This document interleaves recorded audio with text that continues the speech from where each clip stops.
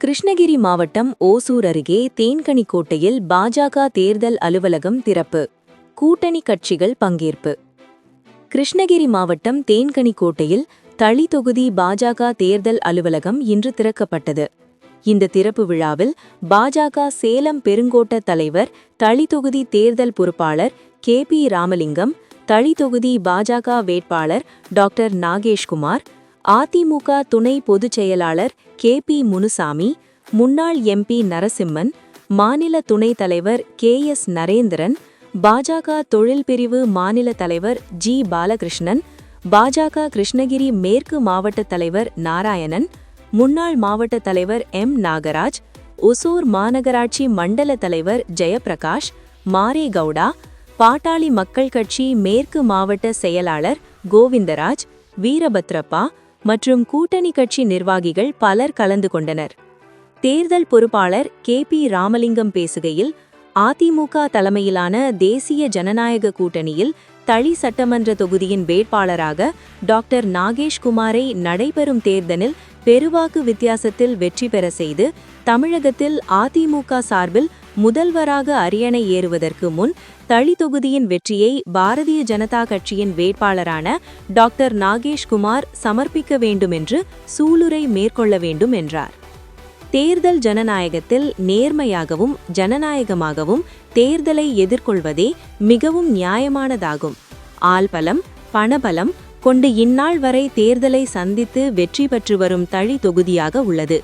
அதேபோல் அவர்களைப் போல் அல்லாமல் பாரதிய ஜனதா கட்சியின் வேட்பாளர் டாக்டர் நாகேஷ்குமார் ஜனநாயக முறைப்படி தேர்தலை சந்தித்து ஜனநாயக முறைப்படி தேர்ந்தெடுத்து வெற்றி வேட்பாளராக முடிசூட வேண்டும். அதற்கான பணிகளை கூட்டணி கட்சிகள் அனைவரும் ஒன்றிணைந்து பணிபுரிய வேண்டும்.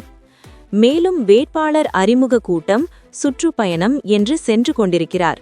பொறுப்பாளர்கள், நிர்வாகிகள், கூட்டணி கட்சியில் இருக்கின்ற அனைத்திந்திய அண்ணா திராவிட முன்னேற்றக் கழகம், பாரதிய ஜனதா கட்சி, பாட்டாளி மக்கள் கட்சி, அம்மா மக்கள் முன்னேற்றக் கழக, இந்த கட்சிகள் எந்தெந்த வாக்குச்சாவடியில் யார் யார் பலமாக இருக்கிறார்களோ அவர்களை பெருந்தன்மையாக ஏற்று அவருடன் இணக்கமாக நாம் நடந்து கொள்ள வேண்டும் என்று சொன்னார்.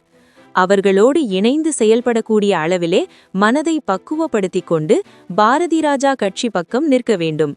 அதேபோல பாட்டாளி மக்கள் கட்சி பக்கம் பலமாக இருக்கின்ற பொழுது ஒருவரையொருவர் நீங்கள் புரிந்து கொள்ள வேண்டும்.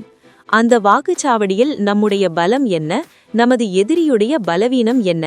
இதுவரையில் நடைபெற்ற அந்த வாக்குச்சாவடியில் பழைய வரலாறு எடுத்து பார்க்கின்ற பொழுது உண்மையான தேர்தல் நடைபெற்றதா, அல்லது அங்கே ரவுடிசம் செய்து உண்மையான வாக்குகள் அளிக்க முடியாமல் அவர்களே வாக்குச்சாவடி கைப்பற்றி வாக்குகளை போட்டிருக்கிறார்களா? இதை நாம் நன்கு அறிந்து கொள்ள வேண்டும். அப்படி ஆய்வு செய்கின்ற பொழுது அந்த வாக்குச்சாவடியில் ஜனநாயக நிலை முறைப்படி தேர்தல் நடந்திருந்தால் நிச்சயமாக அந்த வாக்குச்சாவடியில் இப்பொழுதிருக்கிற சூழ்நிலையில் 3/2 பங்கு நம்முடைய கூட்டணிக்கு கிடைக்கும். அது உறுதி. 1 பங்குதான் நம்மை எதிரிக்கு கிடைக்கும். அதேபோல வேறொரு வாக்குச்சாவடியில் அராஜகத்தின் அடிப்படையிலோ பணமோ ஆள்பலமோ வைத்துக்கொண்டு அதில் வாக்கு வித்தியாசம் கூடுதலாக இருக்கிறது என்று சொன்னால் அங்கே யார் பலமாக இருக்கிறார்களோ, பாரதிய ஜனதா கட்சி பலமாக இருக்கிறார்களா, அவர்களோடு அனைத்திந்திர அண்ணா திராவிட முன்னேற்றக் கழகத்தினர் இணைந்து கொண்டு அங்கு தேர்தல் நடத்தும் அதிகாரிகளிடம் அந்த பிரச்சனையை எடுத்துச் சொல்லி பிரச்சனைக்கு தீர்வு காணுங்கள். அல்லது ஆள்பலத்தோடு வந்து வாக்குச்சாவடியை கைப்பற்றினாலோ அதை எங்களிடத்திலே செய்தி அனுப்புங்கள். அங்கே உடனே வந்துவிடுவோம். இதை தடுத்தாலே போதும், நம் வெற்றி உறுதி.